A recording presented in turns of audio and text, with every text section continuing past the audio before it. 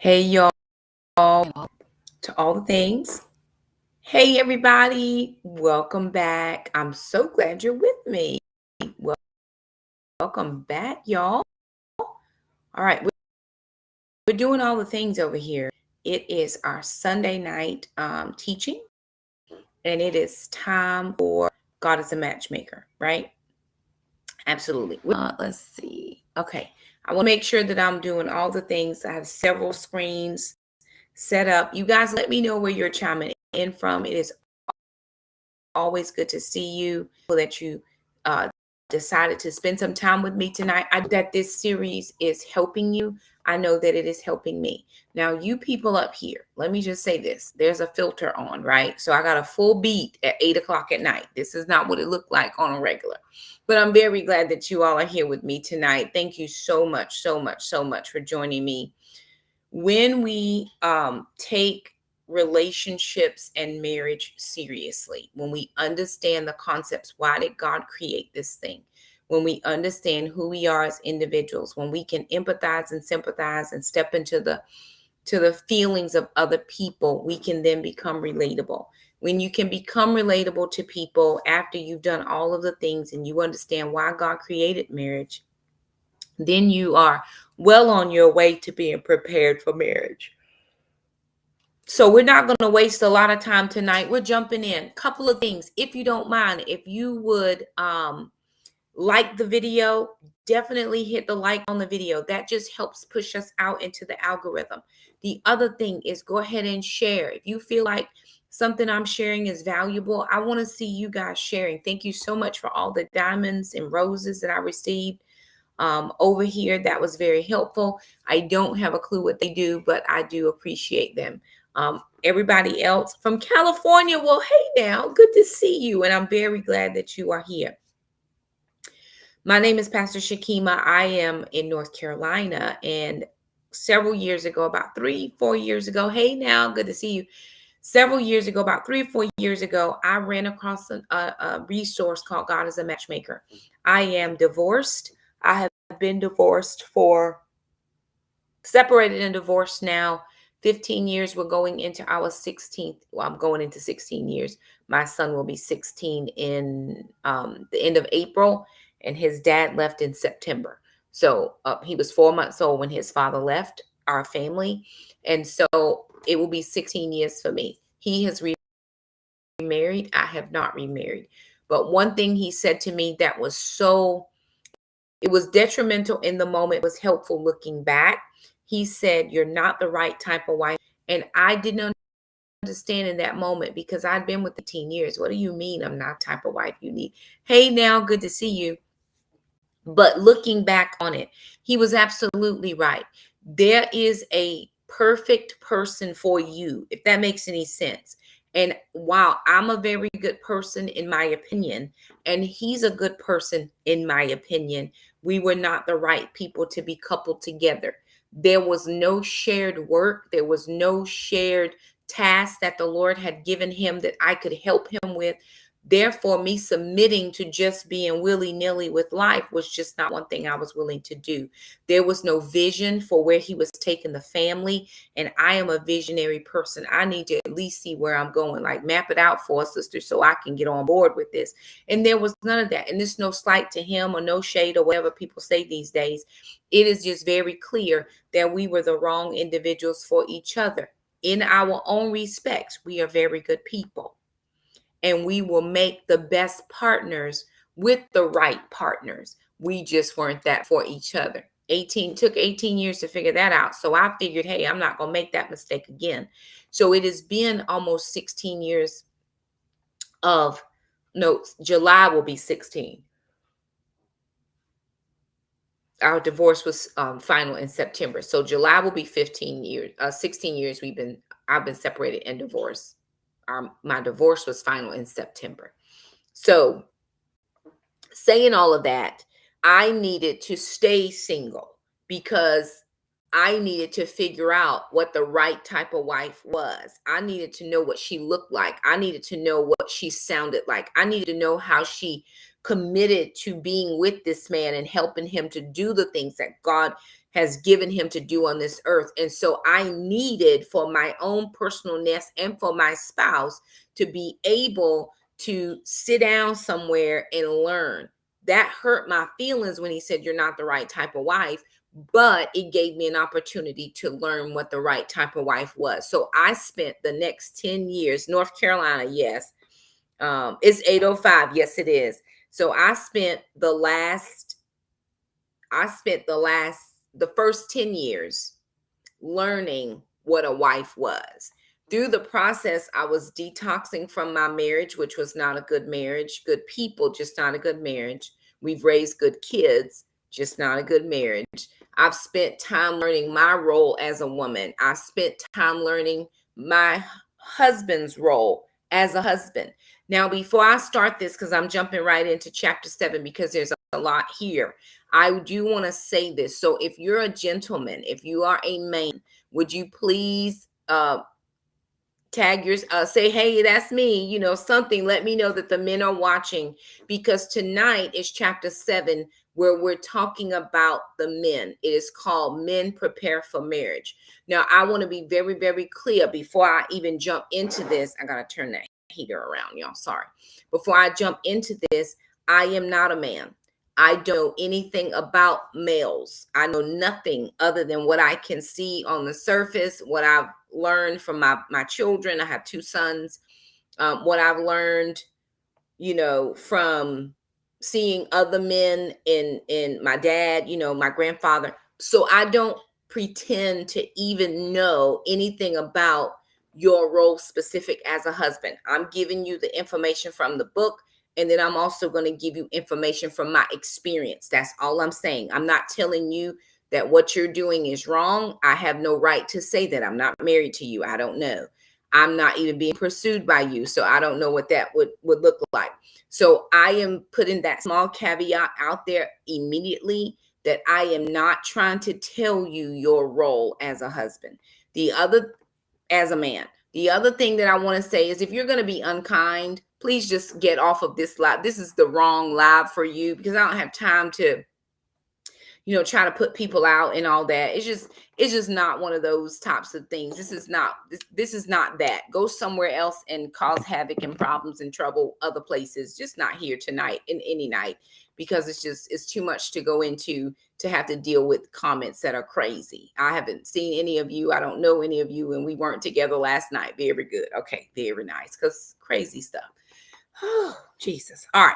So we're moving into chapter 7, Men Prepare for Marriage. And I don't know if next week is the women. So don't feel no type of way like we just picking on the men. We're not. And it's really not he need to do this, he need to do this. It's not a finger pointing, but it is all about what God says the role and the relationship of the husband to the wife, right? All of us, those of us on here, I want to be married at some point. I desire marriage. I won't even lie about that. Most people say, when you stop thinking about marriage, that's when your husband gonna come. I've been separated and divorced for 16 years, and he ain't here yet, and I'm still thinking about it. So I don't think the thought is ever going away. I desire marriage because I believe that marriage is a part of God's plan for my life, not just to be married. I mean, I'm good over here.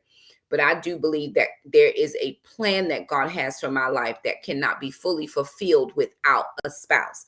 And so for that reason, I do desire it. I prayed, I put it out there to the Lord. He already knows. And so I'm very thankful. So I appreciate all of you who are taking time out to be with us tonight. So this is A Man Prepares for Marriage. Preparation in its definitive is the action or process of making ready or being made ready for use or consideration. So this is the husband's role. What am I doing prior to getting the wife and the children? Because we are all supposed to couple in order to be fruitful and multiply. What am I doing before she gets here in order to be what she needs me to be when she gets here, right? Because this is about the man. He says, and this is Derek Prince that I'm reading, and I'm just going to read this part right out of the book. To pass from the single to the married is one of the most important and challenging transitions that can take take place in a person's life. It's both important and challenging. Those two things go hand in hand. It's not an easy transition into marriage. Imagine this, picture it, Sicily, 1942. You've been single your whole life. Now, there's somebody else living in your space. They done left their dirty drawers on the floor. They left their stuff in the sink. They left stuff all over the house. They keep inviting people and you ain't even halfway decently dressed. They don't call you and let you know when you coming. They don't call you and let you know when they going. They get paid. They spend the money on what they want. We don't even talk about the finances. We know none of this stuff, but we want to be together because he cute. Listen, I get it. And I want my husband to be fine as well, but I need him to bring something else other than how he looks, because here's what I already told y'all. I got a filter on this particular platform up here. There's a filter. You don't know what I look like first thing in the morning. It ain't this. Trust me. Hair be all plastered down, makeup all over the bed pillow and the pillow sheets. Y'all, I mean, again, why are we getting married? Most of us are getting married for the wrong reason, or we're looking and we're seeing these social media marriages and thinking that's what it is. It's really not what it is. You got to prepare for this. You have to prepare for this. Y'all know, way back in the day, we used to see the husband pick up the wife and carry her over the threshold. That was a real tradition for real. Y'all, I was 250 pounds. Who carried me anywhere? Nowhere, baby, as he carried me. So what did I do? I decided to lose weight. I'm currently 184 pounds. I'm getting closer to being picked up and carried over that threshold. Oh, that doesn't happen anymore. It's happening for me. I am preparing for what I am praying for. And so must the husband. And how does he do that? He first has to understand his role. What is it that God put me on this earth to do as a husband? Because that's important. There are a lot of people out here, just because they're grown, they think they're grown men. And because we're grown, we think we're grown women. We just actually big kids. We kids in big bodies. We have not decided to take on the role and the responsibility that falls on us as we age and as we mature. But I'm getting to that. Anyone who wants to do it successfully will make careful and thorough preparation. To do this, to try to be married without preparation is like jumping in a pool and not knowing how to swim. It is honest. My son, I was riding in the car with my son, and please nobody come for my children because they are innocent in what happened between themselves, myself and their father. The divorce was between us. They just kind of got caught up in it because, hey, we were all here together. My son said this, we were riding down the street. We were riding down the road somewhere going. I don't remember where we were going, but we were on our way to somewhere he needed to be. And we got to talking about marriage. I talked to my children about lots of things, not personal things, but I talked to them about things. And we were talking about children. And my son said to me, now listen to me, men, because this is for you. He said, Mom, how am I supposed to know how am I going to teach my son how to do stuff when nobody is teaching me? My son, my 15-year-old, he'll be 16 in a few weeks, said that to me. And as a mom, as a parent, as a person, as a human, my heart grieved for my son. I can't fix that for you. I'm not your daddy. I'm never going to be replacement of your daddy. I'm a woman. I enjoy my feminine energy. I ain't over here trying to give dad. It ain't giving dad over here. It's giving mom. But I could understand what he was saying. His heart is hurting even at 15 because his father lives so far away from us, several states away. He can't even come on the weekend and see his children.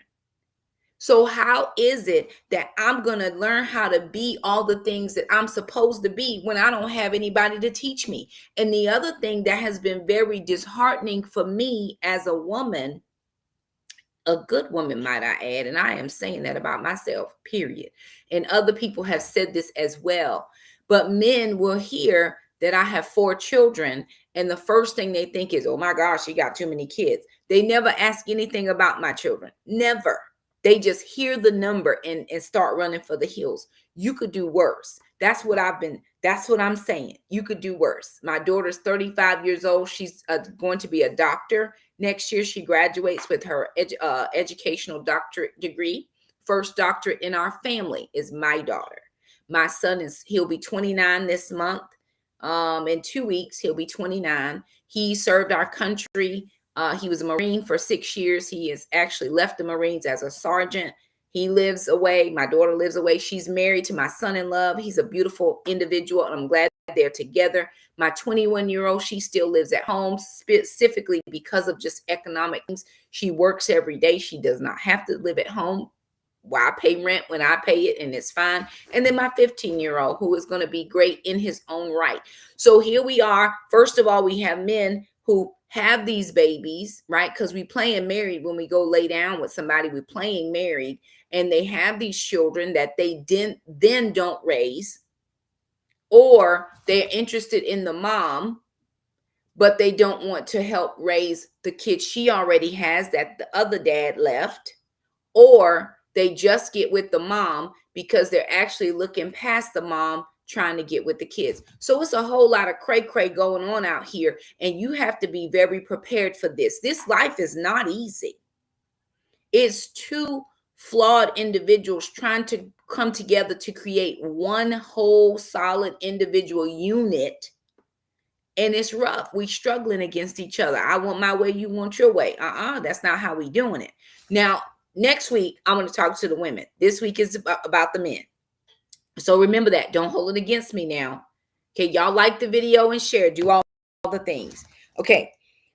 So here it says, a person preparing for marriage needs a clear picture of the role he will be required to fulfill. What is it? Not according to Shakema or according to society or according to this girl that you looking at real funny, giving her to Google it. I think you should do as a husband. What is it? If God established marriage from the very beginning, back in Genesis, what is it that God says that you need to be a husband? Because he trumps every other opinion. What I think a husband should be, I hear a lot about this soft life. I need to get married so I can have a soft life. The reality is, in today's economy, unless the man or the woman, y'all figure it out, is high six-figure earner, both people need to work. So there's nothing, we ain't soft over here. I'm going to work just like you. I may work a different shift. I may work different hours. I may only do part-time or whatever the case is. But unless somebody making money enough for somebody to stay home, everybody is really going to work. Very good. I get that. But what is it that God says that the man is required to do in order to be married and to have a good marriage? Because you can be married. A lot of people that are married and it's no good marriage. But I want to be married and have a good marriage. I want to be married and have a great marriage. I want to love my husband. I want to lust my husband, just my husband. I want to do all of the things. I want to be the best mom. I want to be the best bonus mom if he has children. I want to be the best in-law to my parents-in-law. I want to be all of those types of things, but I have to know exactly what it is that God's calling me to do. So here's the thing. He says, first, the husband is called to be the head. Now, can I just help y'all? I need to help a whole lot of us. My son is going to be very, very all right. Somebody said, you taught your children love from your side. I believe he will be all right. This is what a strong mom does. It's been there with my mom and dad. I've been there with my mom and dad. My child is going to be all right. I have a friend. Her name is Mandy. Mandy had a dream several months ago, and she messaged me because I believe that the Lord speaks in dreams, and Mandy and I don't get together like that. We are friends. We know each other through other people, and we symbiotic go together. And she said, Shakema, I had a dream, and God told me to tell you that Jackson will be okay. He's going to be okay. So I totally 100% believe that. But that was his question. He had that in his head. So back to the husband. The husband is called to be the head. He is the leader of it all. Now, I need to just stress this one thing very clearly. Leader, headship does not mean ruler. Sarah did call Abraham Lord, but he wasn't lording over her, right? So a lot of people get very confused when you talk about the head of the household. You need to understand what that means. Don't come over here trying to rule nobody. Don't come over here trying to be nobody daddy. We got daddies. We good. We need husbands. We looking for partnership. We need partnership. You understand? And he says, in ordinary course of events, the initial role of the husband is a stepping stone to a second equally challenging role, that of father. So you're going to be the husband, but then God told them, Adam and Eve, be fruitful and multiply. So you're going from from husbandship to fatherhood. You got to be ready for that, because you're going to be doing married people stuff, and stuff happens. Babies are created. And so you can't leave the raising of the children just primarily to the mom. It has to be, this is a partnership between you and I. I'm going to help you. 1 Corinthians chapter 11, verse 3. Paul presents this concept of headship by linking it to the nature of God himself and the relationship within the Godhead. I want you to realize that the head of every man is Christ, and the head of the woman is the man, and the head of Christ is God. So God, Jesus, the man, the woman. That's 1 Corinthians 11, 3. But if the husband cannot be submitted to God, then how can the wife be submitted to the husband? So I want my wife to submit, but I don't want to submit. And if she doesn't see submission in you to the lordship of Jesus Christ, then she will not submit to you as her Lord. As Sarah said to Abraham, she called him Lord. And it wasn't he was the ruler over her. She recognized his position as being the head. Every man should 100% be the protector of their family. We get that. Nobody is, we get that bronze situation. I know that you're the man and all that. I'm not talking about strength. There's other things other than natural strength that a man has to be. What about the spiritual leader over your household? He made a very good point in here that I'm just going to bring this out.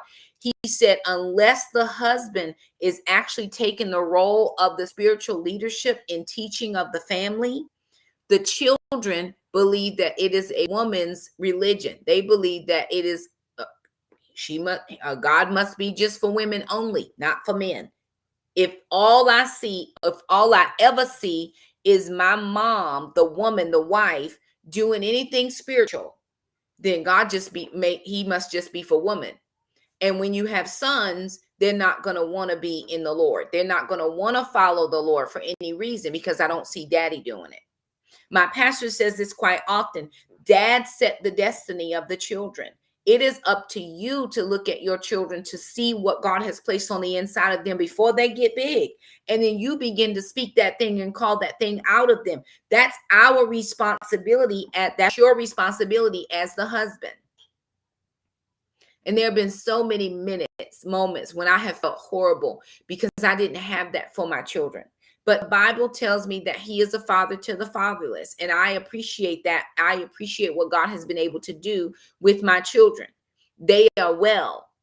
But there are some of us who we forget while we're getting married. Remember in the garden when God gave Adam the job of naming all the animals, he said, everybody has somebody except him. Let me give somebody for him. And then he said, your job is to tend this garden and be fruitful and multiply. Adam needed help. What do you need help with? What can this woman that you're praying for, what can she help you do? Because if you don't need any help, do you want to be married? Just for the gratification? Because listen, you don't need a woman for that. Not in these days, honey. People is doing all kinds of stuff. Jesus, I don't understand. But again, that is a perk and a benefit of being married. Praise God. Hallelujah. Glory and amen to that. It is a perk of being married. It's a gift of being married, but it is not the sole thing. What else? What has God given me to do that this woman can now attach herself to and help me? I already told y'all, if the Lord has called you off to foreign soil and you trying to stay there, I am not the one. God called me to be a minister here. I'm here for America. That's what God has called me. So if the Lord gave you a heart for somewhere else, bless you. Just keep it moving, because I'm not the one. But there is one that will connect to that. I'm going to move He said in here, here's a clear scriptural picture of the role of the husband who also becomes a father. He represents Christ to his wife and his family. And he says that is a tremendous responsibility, but also a great privilege.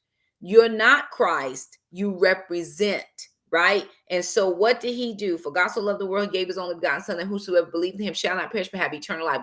He gave his whole self for all of us. That's what a husband would do. Give my whole self for my family. If anything comes between me and y'all, I'm stepping in between me and y'all. And there are so many marriages where the woman she is in charge of everything. Now, I'm not saying that a woman doesn't have her place. Here's the thing. I am very, very financially savvy.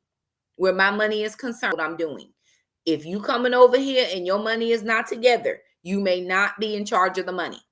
That has zero to do with the fact that you're the man and I'm the woman and the man's supposed to be in charge of everything. If you can't count and you get your numbers mixed up and we are constantly NSF, you got to give up the pen, but you can't do it. I'll let you know where all the stuff is, but you cannot be in charge of these financials. It is whoever is the best at that job specific, but I still understand that my husband is the head of my household. I understand that. Now, a lot of people, especially in this time, this day and age, 2025, we don't believe in a lot of these traditional gendered roles and whatever. I get it. But there's such a heavy weight attached to this responsibility that God did not intend for women to carry. It is not for us to carry. I always make this, give this example. If you look at a man and you look at a woman, just by the sheer physical makeup of a man, his shoulders should be way wider and broader than mine. Now, I get it. There are some small statured men. That's not the general. I'm talking about the not the exception, but the most for the majority. Those men's shoulders are very, very broad. And broad shoulders are supposed to be to carry the weight of the family. Now, I'm a little bit less broad in the shoulders, so I'm there for support. I'm there to help support my husband. I'm there to help as he's disciplining his children. I'm there to help have his back. Well, if your dad said, then hey, I get that's where we are.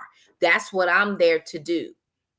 And so a lot of us we're lopsided because the woman is trying to take on the role of the husband. And a lot of husbands have abdicated their authority. They have given the woman, by sheer lack of not doing anything, they've given the woman charge over everything. And it's upside down. Have any of you ever been upside down in your car payment where you owe more on the car than the car is worth? So now we upside down, and it takes you so much to get out of that. The same as in marriage. When I'm in charge, though I'm the wife and I'm in charge, now I'm upside down. My husband got to ask me for stuff. He got to ask me when we going, and I got to tell him all the things. I'm the spiritual head of the household. Where is that in the word? It's not there. Christ, husband, wife. That's the order. Children. That's the order. And so if I want a marriage that mirrors Christ, the bridegroom, to the bride, then we all got to get in order. Now, I get it. Some people would say, I've been told before, you don't need to marry a pastor. You don't want to be married to a pastor because y'all going to compete with each other. Where is it that it tells me that I need to compete with my husband?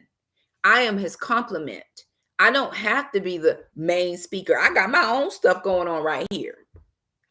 God has never called me to be the pastor of a church. He always said to me, Shakema, you're not the set man. You're the set man's helper. I know that.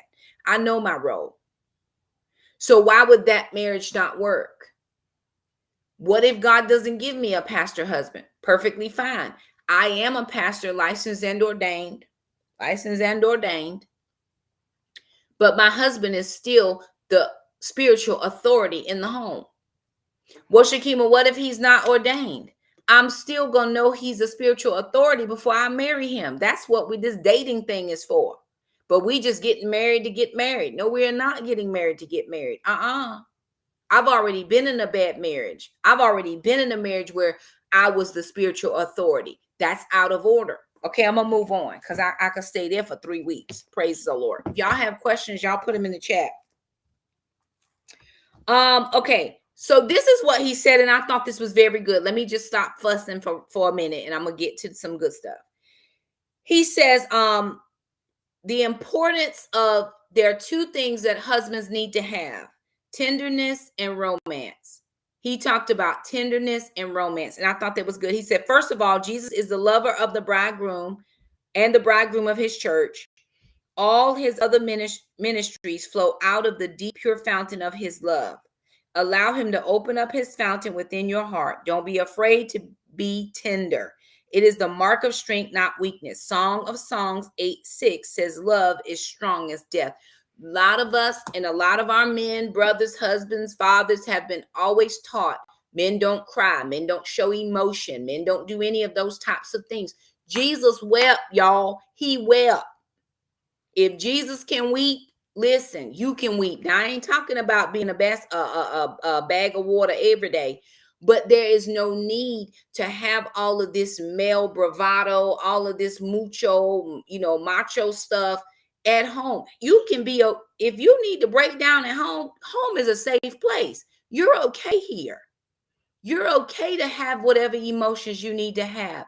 But if you're tender towards the Lord, it's going to make you tender towards your family, because sometimes we're going to have emotions and things where we need a tender person.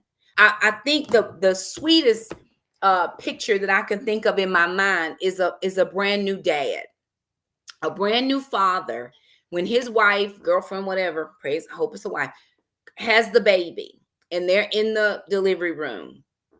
What generally you see is, you'll see that that man, he was fully clothed.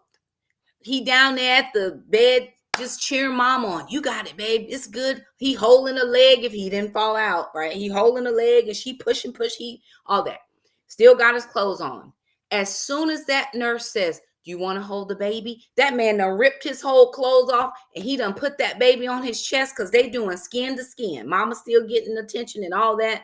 But he's now protector, we know, but he's got that baby on his chest. As hard as that chest is, and as solid as a man as he can be, he ain't no punk, he ain't no pushover, we get it. He's the most tender. With that itty bitty little baby, he just put it right there, and he's so tender, and he don't even know what to do with the hands. Lord, he just trying everything.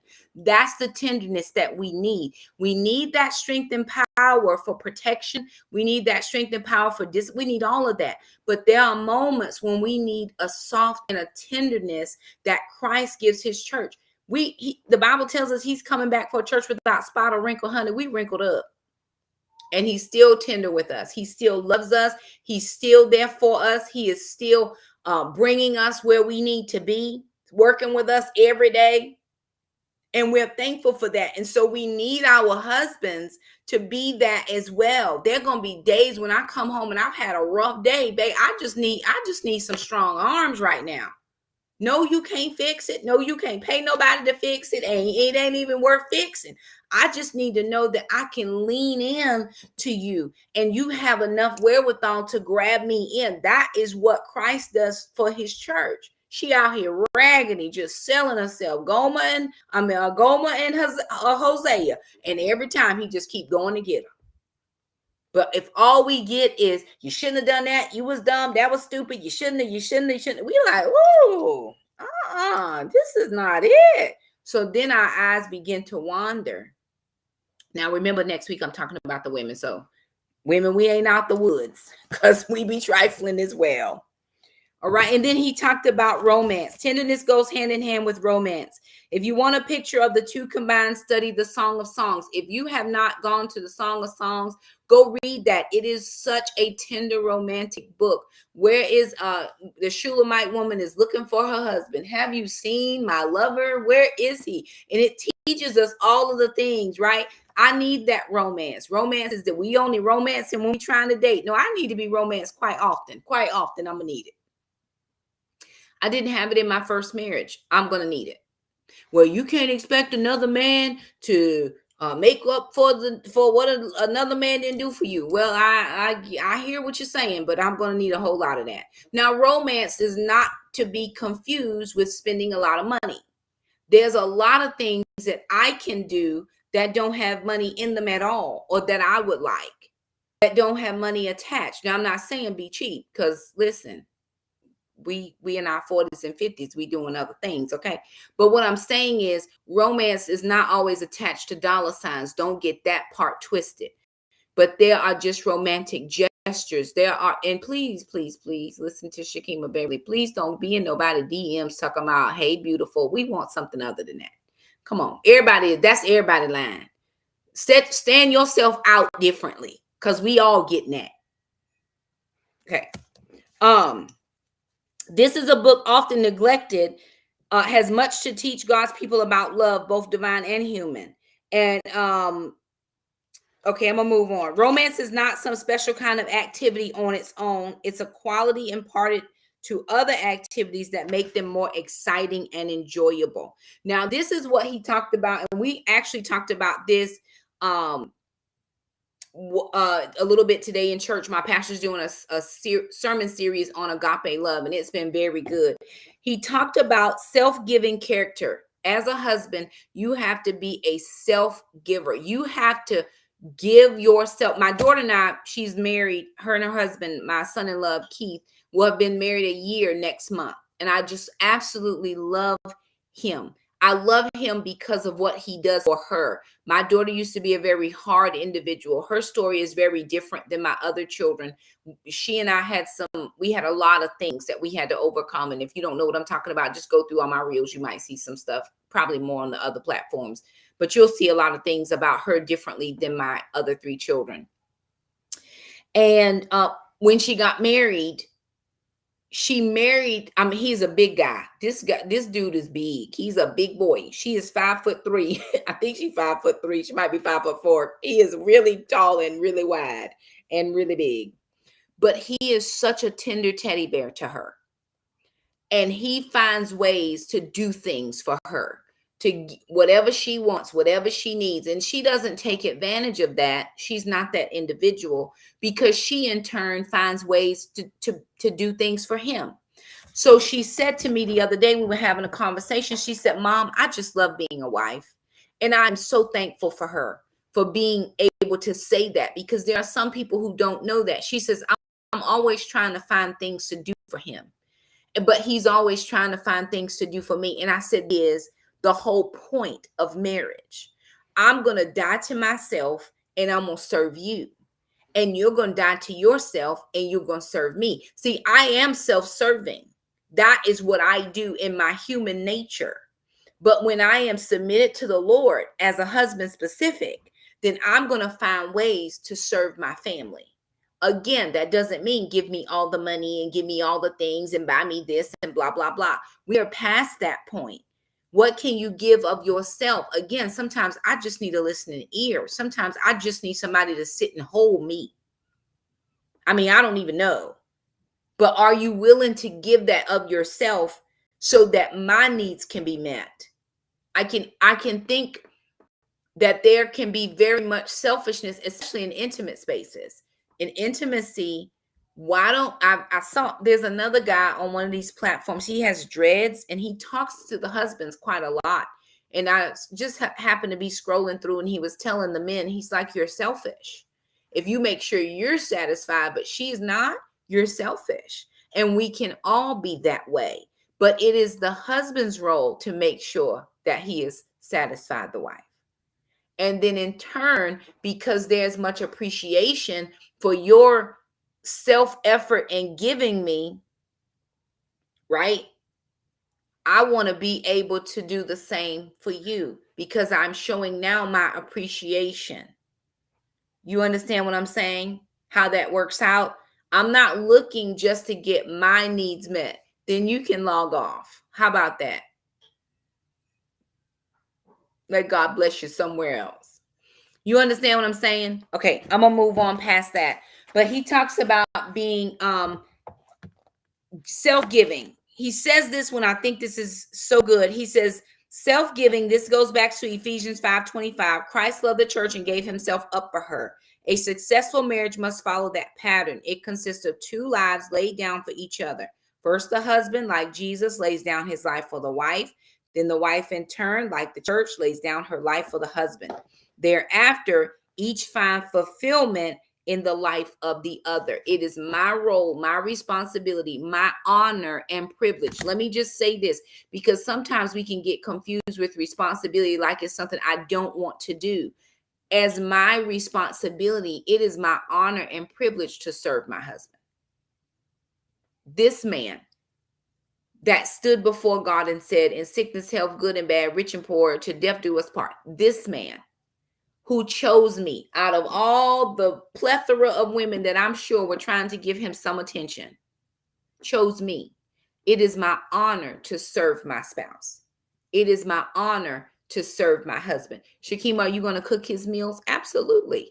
But we're at the point, I'm at the point in life where I don't got to cook nothing. Where we going to eat tonight?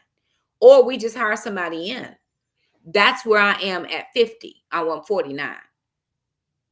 But if that's not what he chooses, babe, what would you like? I'm giving up my rights to see that I'm taking care of his needs.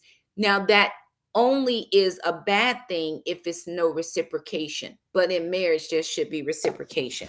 Self-giving, again, he said, is not natural. However, to fall in human nature, it needs to be cultivated. You have to work it. You got to keep working it. You got to massage it. You got to make sure that it's not going to feel natural, especially if you're a selfish individual.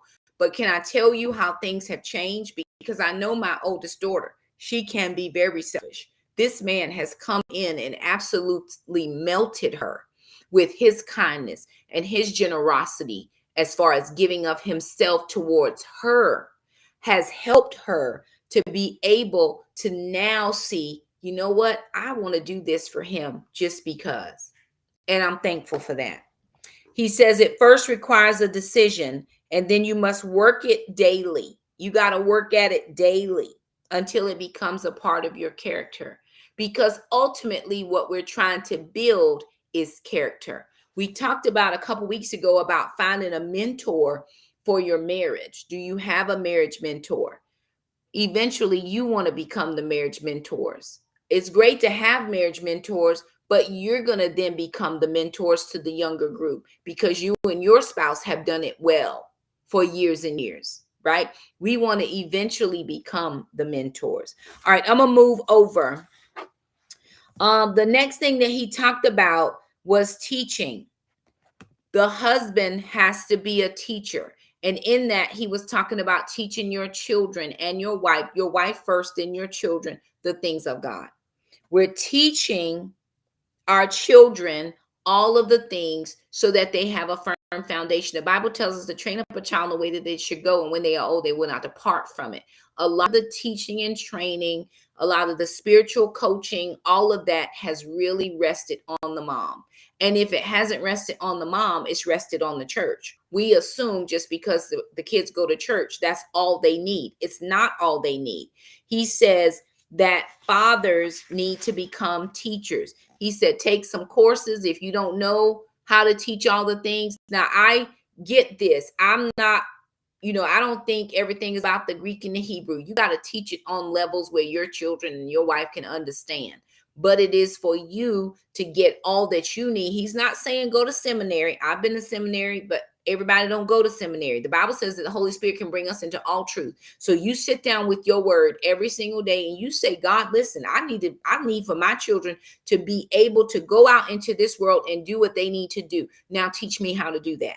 Because every issue that they're ever going to face in this life, and you as well, is found in this word. When you and your husband are having heated fellowship and y'all are throwing back insults across the table at each other, there's a way to deal with it. The Bible says that a kind word is away wrath if you just hush. The Bible says that it is better to live on a rooftop than in a house with a nagging woman. So if you just hush. I'm not saying he always right, but I'm saying what good is it going to do for us to keep yelling at each other? The Bible says don't argue with a fool. And it also says a fool don't know they won. So how about that? Listen, you got to read the word. My son, again, we had a conversation. I was taking him to an event yesterday. He's in the National Honor Society, and they have to get certain amount of volunteer hours for the year. And so I was taking him to his thing, and he actually is a year early in school. So he's going to graduate next year before he turns 17. He'll graduate 2 months after he turns 17, and then he'll go straight to college. So he's a year early because I homeschooled him until he was in 9th grade. So I was telling him, okay, we got to do this, we got to do this, we got to do this, we got to make sure we have these scholarships, we got to make sure this GPA is right, we got to get this SAT, all this stuff. And he just said, whoo, Mom, that surely went fast. And I was like, what? He says, well, high school, that went really fast because now things are really happening. And I said, yeah, because what I told the Lord is, I said, God, I have 1 year. I have 1 year before my son leaves my house to go off to college. And I need to make sure that he has a firm foundation. As a husband, you got to make sure that by the time your children leave at 18, they have a firm foundation, because you realize we can't keep them any longer than that unless they want to stay. If they choose to go, then I need to have full assurance as the husband that I've put everything into my son and my daughter. That's my job. That's my role. I need to teach them. The next thing he says that men have to do is be intercessors. You got to pray for your family. You got to lay hands on them people and pray for them. Now, I get it. Some men are very quiet and soft-spoken and all that, but you got to come outside of that shell. In your household, there should be no other voice, no commanding presence louder than yours. You should be walking your house. You should be laying hands. You should be oiling up. You should be shalabaking and all. The husband should be doing all of that. Now, my children, of course, did not have that. Even when their dad was in the house, he was not that. I was the spiritual leader of the home, out of order. But my children have gone to bed with me in here crying to the top of my lungs and screaming and hollering. They know what worship looks like. They've seen worship in their home. Husband should be leading all of this. That's not my personality. Then ask the Lord to change your personality. And I'm not telling you how to do it. I'm just telling you your family needs to see you do it. And not just do it for show. They need to see that it is a true representation of who you are and what you believe. Because if it's not, how will they ever know how to cultivate a relationship with God if they never see you cultivate a relationship with God? I can't stress this enough to people that the husband, has to set the order of what happens in this household. He must. Because if you don't, how will they know what to do? Again, my daughter, she lives in California, and she'll text me and she says, oh girl, I am Shakema's daughter for real. I'm like, what? She's like, Mom, I was doing this and I was doing this and I was doing this. Everything our children see, they're going to repeat some type of a way. Trust me, know this. I'd much rather my children see me pray. I'd much rather my children see me be generous. I'd much rather have my children see me do things that are beneficial to their growth and their edification and uplifting and their encouragement than to just see me sitting here scrolling on TikTok. Y'all, honestly, the husband, teach your kids. You may not know all the things, but God can teach you. Teach them. I heard a teacher one time, she was teaching a math class and she knew nothing about this math. And she said, Shakema, I had to stay 1 day ahead of the kids. If all you have is 1 day ahead of the kids, then at least you're still ahead of everybody. But with that, then you find a place that's going to teach you. That's why it's leadership that takes your family to church. We take them to a place where we know we can get our souls fed. That's the responsibility of the husband. I got to move because it's almost an hour and I don't be on here long enough.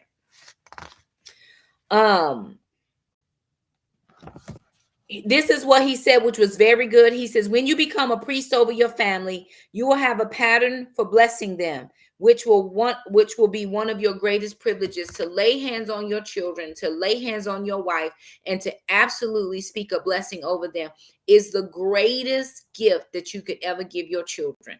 To know that my family, my parents had a faith that I can glean from to then decide what my own faith is going to be is huge.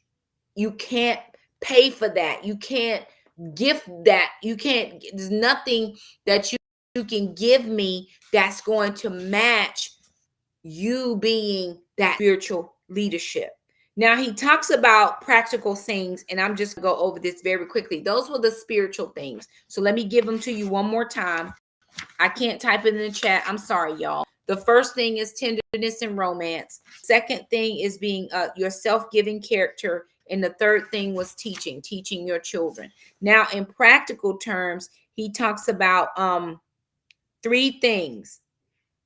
He says, let me answer another question by asking another question about headship. What is the function of a physical head in relation to the rest of the body? Three things.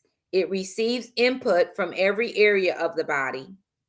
It makes decisions, and it gives direction. So the husband has to receive input. You have to be so strong in your leadership that you're able to hear communication and information from your children, from your wife.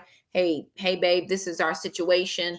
What do you think we should do? Now, I understand, and I wasn't raised this way. I did the study, and so I understand this, and I've adapted this. My husband makes the final decision, but I want to be able to have a voice in, because I do have good advice. I do have practical thinking. I am a good thinker. I am a good problem solver. I know how to communicate effectively, I hope. And so my husband has to be strong enough to hear me. But here's the one thing, and I'm going to insert this right here, ladies. And again, we're talking about us next week. We have to know how to communicate with people. He's never going to hear you if you hollering and screaming, and she's never going to hear you if you just go silent. We have to have, I think when I do the 40 days of love, there is one day that talks about rules of engagement, how we're going to engage with each other, especially when we have a unpleasant discussion to have. There are rules of engagement and ways that we need to communicate one with each other so that nobody leaves this table feeling like they're less than. You may not pick my choice, or you may not, do what I think we should do, but at least you've taken my thoughts into consideration. Does that make sense? Now, once you've taken my thoughts, the children's thoughts into consideration, the next thing you have to do is make a decision. As the leader, as the headship of the household, you have to make a decision. What are we going to do? And once you decide, then you have to give us direction, and you got to follow up to make sure we're following the directions. That's what a man does.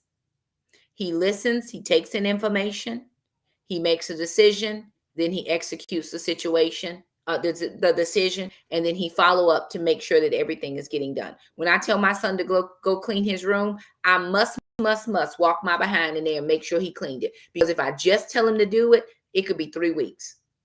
No, I got to go in here because I want it done this way, and I want it done now. So that, as a husband, is what you have to do. 1 Timothy, this was good. 1 Timothy 3, 4, and 5. Paul compares the responsibility of a church elder to that of a husband and a father in his home. He must manage his own family well and see that his children obey him, and he must do it in a manner worthy of full respect. If anyone does not know how to manage his own family, how can he take care of God's church? So if you don't manage your family, the Bible even tells us that we can't even be leaders in the church if we don't manage our family well. You got to be able to manage your family. Now, I'm not saying you have perfect children. None of us, we ain't even perfect. So none of us have perfect kids. But I'm going to tell you this. I know where my children are. I know what they're doing. I know who they're hanging out with.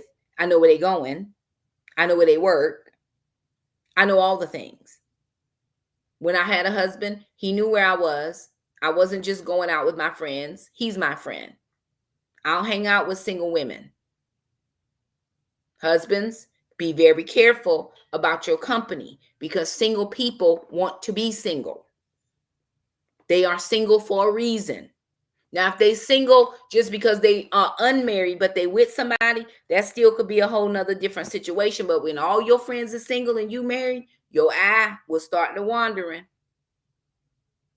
Just like we can't be out here missionary dating men talking about I'm trying to save them. You can't be out here with these single people trying to save them either. Your friends have now changed because we don't have anything in like common. They don't have any wives to take care of. They don't have any, maybe they may have children, but they may not, their roles are different as a husband than a boyfriend. Does that make sense what I'm saying? Okay, I'm going to move on. The meaning of the verb translated manage means to stand at the head or in front.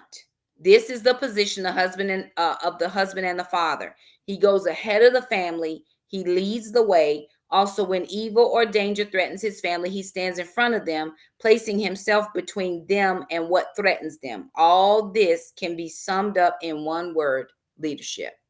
That is the husband's role. There are two things that he has to do as well. He has to have faithfulness and responsibility. The two foundations on which this leadership is based is faithfulness and responsibility. You have to be faithful. Just as God was faithful, you faithful. This is not for the faint of heart. You got to be in this thing to win this thing. We said from now till Jesus call us home, and sickness and health, and rich and poor, and good and bad, till death do us part. If I'm breathing and you breathing, you got to be faithful to this thing. We are in this thing together. Okay. He told a story here about this guy. This was so good. This was a good story. You got to get the book, y'all. He told the story about this guy named Arthur. He said Arthur had got into some bad stuff, right? He shouldn't have been doing all these things, brains frying up here, just doing a whole lot of crazy stuff.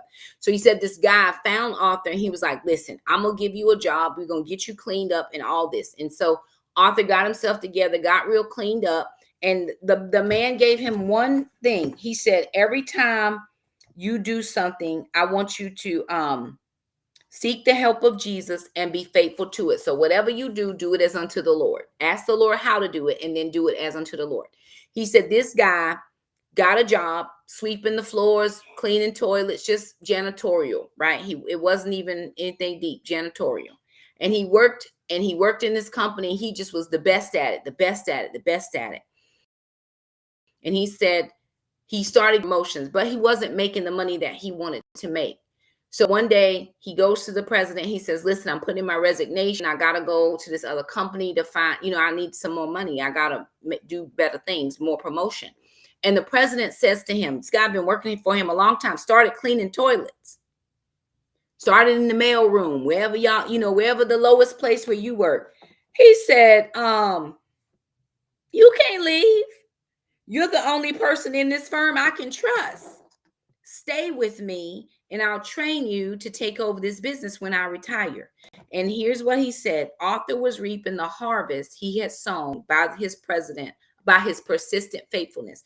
There is always a blessing. Proverbs 28:20 says, a faithful man will abound with blessings. If you are faithful, you will be blessed. I promise you that. I live a life of blessing. Why? Because me and God, we are right. We are all right. I'm not perfect, but me and the Lord are all right. And Proverbs 20 verse 6 says, who can find a faithful man? You have to make sure that you are committed, all things as unto the Lord. And then you cultivate from faithfulness is responsibility. You take on the responsibility and you make sure you see things out to the end. All right. That's as much as I'm going to say. I've been talking way too long. Next week, we have a woman prepares for marriage. And this is going to be the first time that we're actually hearing from his wife, his second wife, Ruth. She's going to be doing this chapter. And then she comes back and talks about at the King David, which is chapter 12. So we don't hear from very much, but she is going to tell us the role of the wife. I encourage all of us, those of us who desire marriage, I am one of those, to study marriage. Study it. It's the only way you're going to know. And then you're really not going to know until you get married. But there is no need to go into the test without having studied first, right? You would never go into a test without having first studied. Study what it means to be married. Part of the problem that most of us have in marriage is we know our partner's role better than we know ours. So every time they do something wrong, we saying, "Oh, I told you, I knew you was gonna get it wrong." No, no, no, I get it. We are co-partners together, but I'm responsible for my role. If I spent all of my moments trying to be the best wife I could be, then perhaps my husband would fall into line and become the best husband he could be. I'm telling y'all, this second time around for me, when the Lord blesses me with a spouse, I'm gonna know what I'm getting. And don't, if it's not giving husband, if it's not do us part, then we don't even have to go. When I got married, I had my own issues and reasons that I married this individual. This next time around, oh no, no, no, no. I am going to see all the things. I'm asking all the questions. I want to know everything before I say yes. So that's the benefit, especially for us later daters or us later marriage people. God is not through with us. There's still time. I have people ask questions all the time. Do you still think the Lord wants you to get married? God gave me a word. God gave me a word. Nobody gave me a word. Nobody slapped me in the head. I didn't give an offering for the word. God gave me a word himself about marriage. So it is not too late. If he can part the Red Sea and people can walk across on dry land, he can send me a husband. So don't feel like he can't. But while you're waiting, what are we doing? And I used to hate it when people say, well, just focus on you, right? Focus on me as a wife. So I'm going to study this thing. I'm going to work on this thing. If God sends somebody, I'm going to check it out. I'm going to see. I'm going to see. It may not, right? But I'm not going to be unprepared, because what I want to do is not be found wanting when he comes, but for him to look at me and say, that's the woman I've been praying for. God, thank you for sending me this woman. You are the one that I've been praying for. Will there be growing pains, and will there be, those types of things? Sure. Everybody, it takes time to get with someone. But when it's the right someone, it's all worth it. All right. I love you guys. Thank you so much for joining me. Thank you so much for the hearts. Thank you for the shares. Thank you for all that. Follow me, do all the things. I'll be right back here next week on Sunday. I may be back tomorrow. No, not going to promise. But I wanted to go back over something we talked about last week. I feel like I didn't go into enough detail, and I wanted to take a couple days and just kind of go through everything. So I'll decide if that works out. If not, I'll see you back on Sunday for the role of the wife. Love you guys. You all be blessed now. I'll see you next time. Bye, y'all. Bye, everybody. Thank y'all so much for joining me.